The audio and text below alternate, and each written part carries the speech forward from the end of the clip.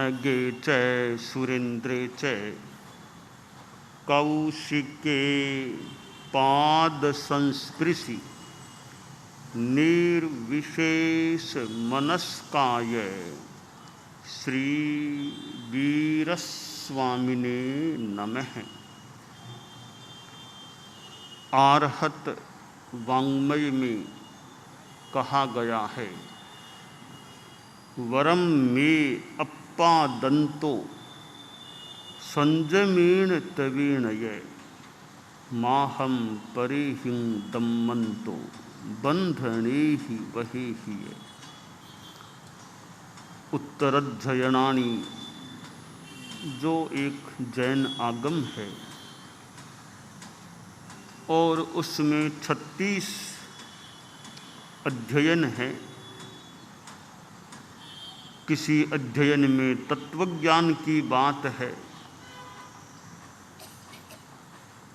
जैसे 36वां अध्ययन, और किसी अध्ययन में प्रमाद न करने की प्रेरणा है। 10वां अध्ययन समयम गोयम मा पमायै, बार बार यह चरण जहाँ पुनरावृत्त होता है। और अनेक प्रसंग भी हैं।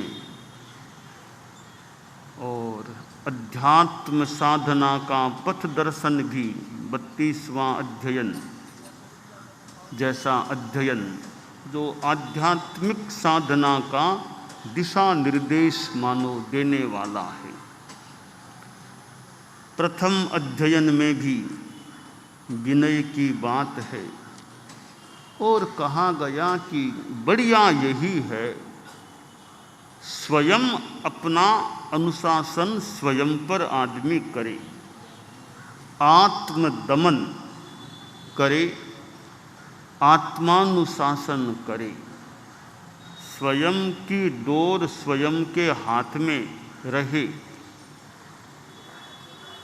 स्वयं पर कंट्रोल स्वयं कर सके, यह अच्छी बात है, वरम अच्छी बात है। अब कैसे करें आत्मानुशासन, उसके 2 उपाय बता दिए गए। संयमेण तवेणय, संयम के द्वारा करें और तप के द्वारा करें। अपनी आत्मा को दांत बनाने के उपाय हैं संयम की साधना और तपस्या की आराधना। शरीर का संयम करें, वाणी का भी संयम करें, मन का संयम करें, इंद्रियों का संयम करें, तो आत्मानुशासन सद सकता है।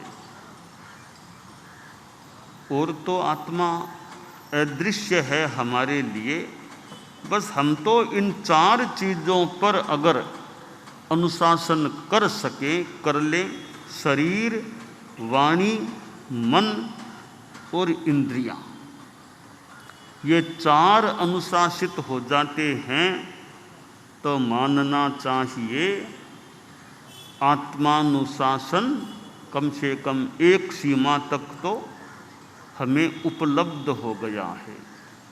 शास्त्र में ये आगे कहा गया इसी श्लोक में कि यह बढ़िया नहीं है, ऐसा न हो कि दूसरों के द्वारा मेरा दमन किया जाए, कोई बंधन से, वध से मुझे कंट्रोल में करें, ऐसा न होना पड़े।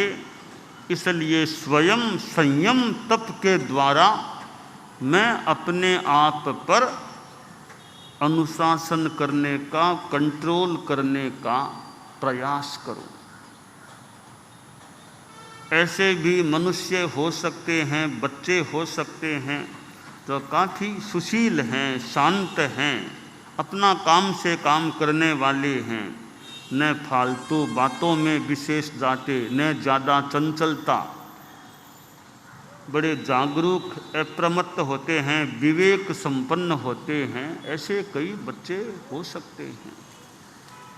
और कई लोग जिनमें ज़्यादा विवेक नहीं है, संयम नहीं है, चंचलता अधिक है, असंयम है, फिर दूसरों को उन पर कंट्रोल करना पड़ता है। कभी पिटाई करते हैं, कभी कुछ करते हैं, कभी बांध करके रखते हैं उनको। यह परानुशासन, दूसरों के द्वारा किया जाने वाला अनुशासन हो जाता है। तो आत्मानुशासन की बहुत ऊंची साधना तीर्थंकरों ने की है। वर्तमान अवसर्पिणी में, इस भरतक क्षेत्र में 24 तीर्थंकर हो चुके हैं।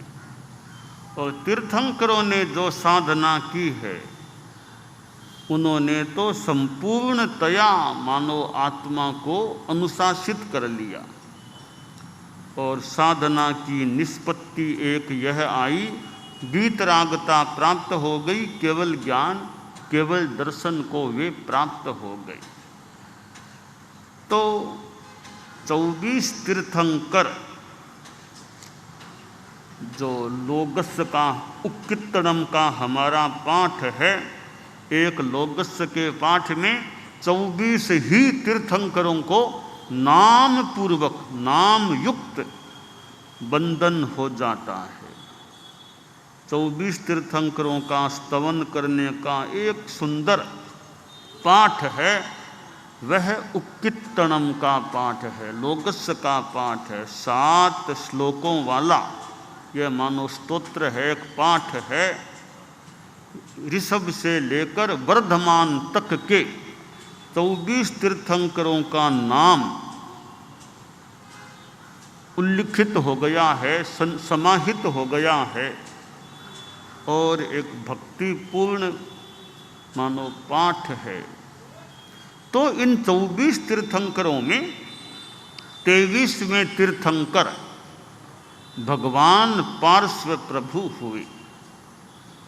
और पासम तह बद्धमानम च, पासम लोगस्य में पासम कहा गया है, यानी पार्श्व को बंधन है। तो भगवान पार्श्व 24 तीर्थंकरों में मानव की संभवतः एक विलक्षण तीर्थंकर से हैं। कैसे हैं?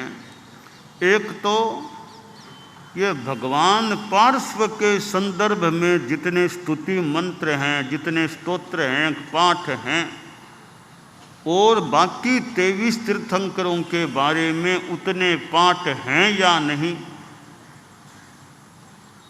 संभवतः नहीं है, ऐसा लगता है। भगवान पार्श्व के बारे में कितने मंत्र मिल जाते हैं, कितने पाठ मिलते हैं।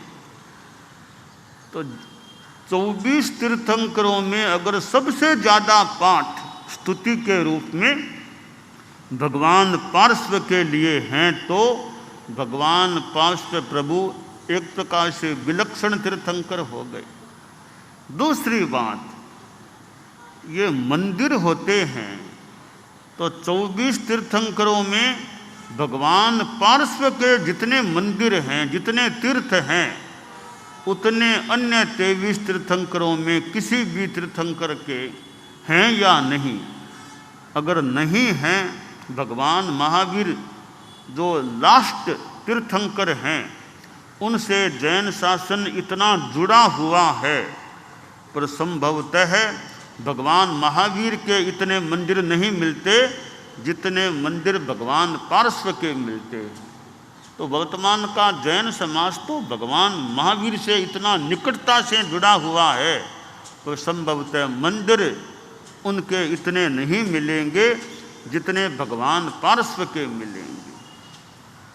और किसी भी तीर्थंकर के मंदिर भी संभवतः जितना अनुमान है, और किसी तीर्थंकर के इतने नहीं मिलते हमारे भारत में जितने भगवान पार्श्व के ये मंदिर तीर्थ ये मिलते हैं। तो यह भी एक उनकी विलक्षणता का आधार बन सकता है। भगवान पार्श्व को पुरुषादानीय कहा गया है।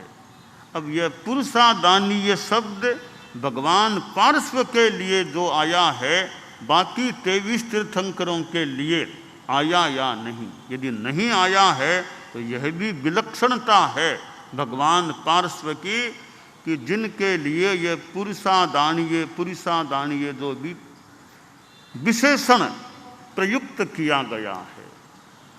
यानी कुल मिलाकर के सारांश में यह संभवतः माना जा सकता है कि भगवान पार्श्व प्रभु एक लोकप्रिय व्यक्तित्व हैं, लोकप्रिय हैं, बड़े लोगों में सब दुनिया में प्रिय हैं, कि उनके लिए इतने ज़्यादा मंदिर, इतने ज़्यादा मंत्र स्तोत्र आदि और पुरुषादानीय दो विशेषण से जो विशेषित किए गए हैं।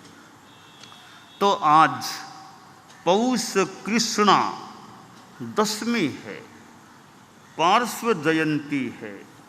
महावीर जयंती चैत्र में आती है, पार्श्व जयंती ये पौष मास में आती है। तो वे तीर्थंकर थे, चतुर्याम धर्म वाले। भगवान महावीर तो पंच महाव्रत से प्रतिक्रमण धर्म वाले, और भगवान पार्श्व थे वे चतुर्याम धर्म का आच्छापन करने वाले मानव तीर्थंकर थे। दुनिया में ये बीच बीच में ऐसे परम पुरुष होते रहते हैं। यह मानो कि दुनिया का भाग्य है, संसार का भाग्य है कि भौतिकता के जगत में भी ये आध्यात्मिक पुरुष उजागर होते हैं, सामने आते हैं और एक संदेश देते हैं। अपनी साधना तक सीमित नहीं रहते, स्वयं कल्याण तक सीमित नहीं रहते, वे पर कल्याण का कार्य भी मानो करने वाले होते हैं। और अन्य केवल ज्ञानी महापुरुष हों, वे तो पर कल्याण में इतना समय लगाएं न लगाएं, अपनी साधना भी कोई कर ले मान लो। तो तीर्थंकर यह करे कि ना मैं तो अपनी साधना ही करूँगा, मैं तो अपनी एक जगह बैठा रहूँगा, न बोलना न।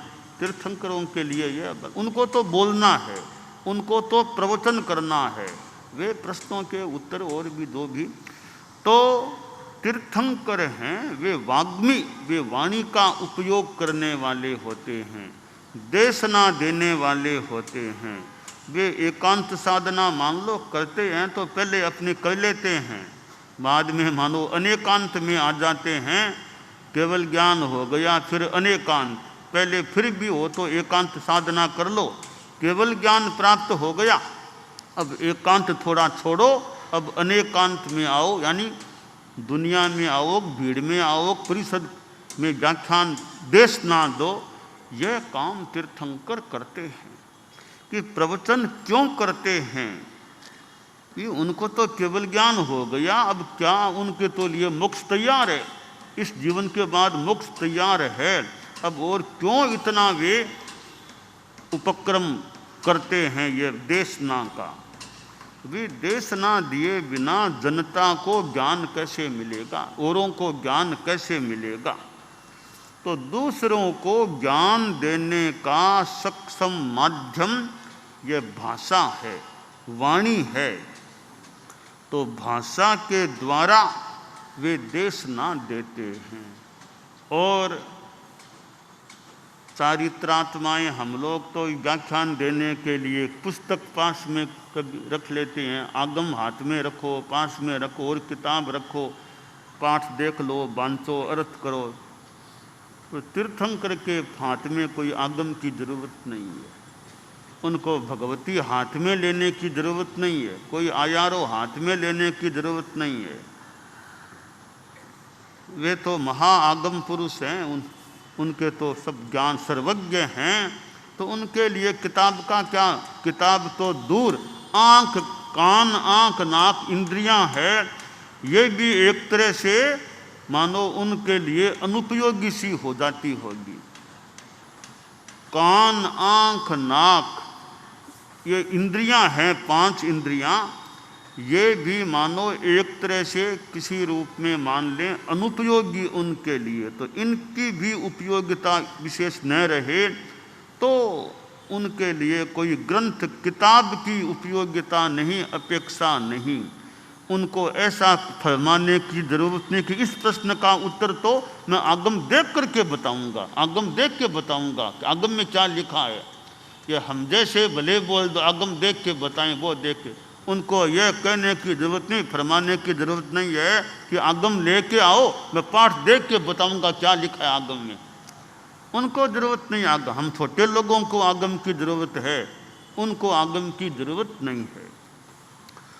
तो भगवान पार्श्व ऐसे यानी व्यक्तित्व जिनको न कोई किताब देखने की ज़रूरत है तीर्थंकर बनने के बाद, न किसी से परामर्श करने की ज़रूरत है कि इस तत्व पर परामर्श करें, विचार करें, फिर निर्णय करें। कोई उनको मीटिंग करने की मानो ज़रूरत नहीं है किसी विषय का निर्णय प्राप्त करने के लिए। वो निर्णयातीत, इस कोई उनको सलाह लेने की ज़रूरत नहीं है कि इस यह काम करें कि न करें। 5 संतों को बुला के सलाह कर लें, फिर निर्णय करें यह काम करना है कि नहीं करना है। इतने वे ऊपर उठे हुए होते हैं। तो भगवान पार्श्व जो ऊपर उठे हुए महापुरुष थे, उनकी आज जयंती है, पार्श्व जयंती है। और उपसर्ग कठिनाइयाँ तो तीर्थंकरों के जीवन में भी पैदा हो सकती है। और कमठे धरणेन्द्रे च स्वोचिते कर्म कुर्वती, इधर कमठ इधर धरणेन्द्र, स्वोचित कर्म करते हुए जो हैं। और प्रभुस्तुल्य मनोवृत्ति ही पार्श्वनाथ है, श्रियस्तु वह, श्रियोस्तु वह। पार्श्वनाथ कैसे थे कि जैसे ये श्लोक है, पन्नगे च सुरेंद्रे च कौशिके पाद संस्पृशि निर्विशेष मनस्काय श्री वीरस्वामी ने नमः है। इसी तर्ज पर मानो भगवान पार्श्व के लिए श्लोक, कमठे धरणेन्द्रे च स्वोचिते कर्म कुर्वती प्रभुस्तुल्य मनोवृत्ति ही पार्श्वनाथ है, श्रियोस्तु वह या श्रियस्तु वह है। तो भगवान पार्श्व हमारी श्री के लिए हो। कैसे पार्श्वनाथ कि कमठ और धरणेन्द्र, उन्होंने जो अपने ढंग से अपना कार्य किया, उन दोनों में जो तुल्य मनोवृत्ति वाले थे, समभाव वाले थे, ऐसे भगवान पार्श्व को यानी ऐसे भगवान पार्श्व हमारे लिए श्री के लिए हो, हमारे अच्छे के लिए हों। तो ऐसे परम प्रभु भगवान पार्श्वनाथ विघ्नों के संदर्भ में, उपसर्गों के संदर्भ में, उनके नाम के, उनके आधार पर जो मंत्र हैं, स्तोत्र हैं, उनका पाठ भी कितने लोग करते होंगे। भक्तामर ऋषभ प्रभु के संदर्भ में है, ऋषभ प्रभु की स्तुति में भक्तामर है। तो भक्तामर के समान उसी तर्ज पर कल्याण मंदिर है, वह भगवान पार्श्व से जुड़ा। तो ऐसे भगवान पार्श्व जो पुरुषादानी रहे हैं और तीर्थंकरों के होने से कितनों को संबोध उद्बोधन प्राप्त होता होगा, कितनों को धर्म में जागृति लाने का मौका मिलता होगा। तो वर्तक क्षेत्र में निरंतर तीर्थंकर विद्यमान नहीं रहते हैं। महाविदेह में तो निरंतर तीर्थंकरों की विद्यमानता रहती है, हमेशा तीर्थंकर विद्यमान। कम से कम 20 तीर्थंकर तो एनी टाइम, हर टाइम कम से कम 20 तीर्थंकर दुनिया में एनी टाइम विद्यमान रहते हैं, निरंतर विद्यमान रहते हैं। और ज़्यादा से ज़्यादा तो साइमल यानी एक साथ युगपत 170 तीर्थंकर 170 तीर्थंकर कभी हों तो एक साथ हों तो हो सकते हैं। अधिकतम यह संख्या एक साथ होने की है। तो दुनिया का कितना बड़ा भाग्य है कि तीर्थंकरों से विहीन यह दुनिया कभी नहीं होती। तीर्थंकर आगे से आगे तैयार रहते हैं कम से कम 20 की संख्या से तो कमी कभी होनी ही नहीं। तो तीर्थंकर भी रहते हैं दुनिया में, साधु भी हमेशा रहते हैं कि कितने 2000 करोड़ जाजिराज साधु न्यूनतम दुनिया में रहते हैं। उधर उत्कृष्ट में 9000 करोड़ जाजिरा अधिक साधु चारित्रात्माएं। तो कितना बड़ा दुनिया का सौभाग्य है। संतन होते जगत में जल जाता संसार। कि संत दुनिया में न हो तो दुनिया में फिर क्या है। केवल भौतिकता नहीं, संत भी दुनिया में रहते हैं। बस यह दुनिया में मानो संतुलन है, भौतिकता है तो साथ में संतता भी, आध्यात्मिकता भी दुनिया में विद्यमान रहती है। तो यह कोई सृष्टि का ऐसा कोई नियम है, व्यवस्था है कि संतुलन रहता है। भौतिकता चलती है तो आध्यात्मिकता भी हमेशा दुनिया में विद्यमान रहती है। तो यह आध्यात्मिकता का संदेश देने वाले भगवान पार्श्वनाथ, जो भगवान महावीर से पहले हुए थे, और उनकी यह जयंती, पार्श्व जयंती का दिन, तो ऐसे महापुरुषों के संदेश, हालांकि वर्तमान में हमारा जैन शासन मुख्यतया भगवान महावीर से जुड़ा हुआ है।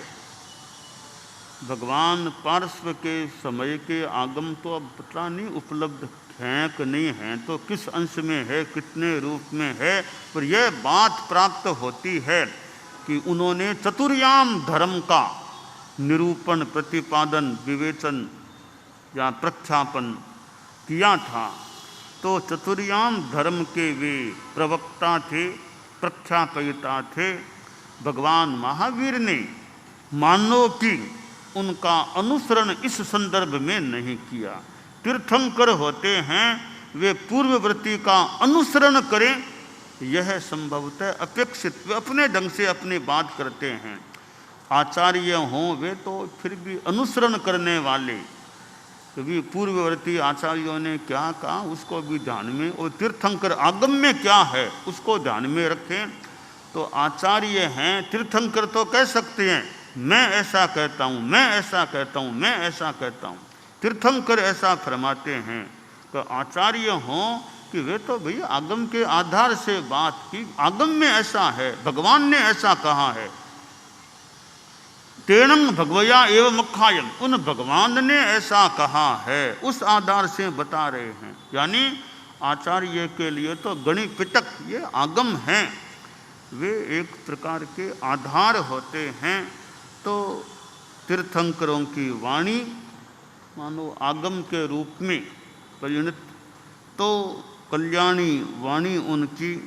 तो हमें वर्तमान में जो आगम ग्रंथ जिस रूप में प्राप्त हैं, वे हमारे स्वाध्याय के विषय भी हैं, ज्ञान अर्जन के माध्यम हैं, और एक साधना के आधार भी हैं। अरहतों के अनुभवों का आगमों में सार है। तो ये आगम जो हैं वो हमारे लिए बहुत एक सम्माननीय हैं। ग्रंथ तो बहुत हैं, ग्रंथों का अपना महत्व है, पर जहाँ आगम है तो आगम का अपना महत्व है। 32 आगम हमारे यहाँ मान्य हैं, सम्मत हैं। तो ये आगम वांग्मय और फिर अपनी प्रज्ञा, अपना विवेक। आखिर आगम तो आसातना न, वो तो निर्जीव है ना, किताबें तो निर्जीव है, किताब सजीव तो है नहीं। आगम बोलता थोड़ा ये कि लो ऐसा करो। आगम में जो उल्लिखित हैं वे आसातनानी, वे जड़ हैं, अजीव हैं, पर उनमें जो लिखा हुआ है वे हमारे ज्ञान के, ज्ञान चेतना के विकास के माध्यम बनते हैं। वे अक्षर हैं, शब्द हैं, पाठ हैं, उनसे हम ज्ञान को ग्रहण करते हैं, बातों को ग्रहण करते हैं।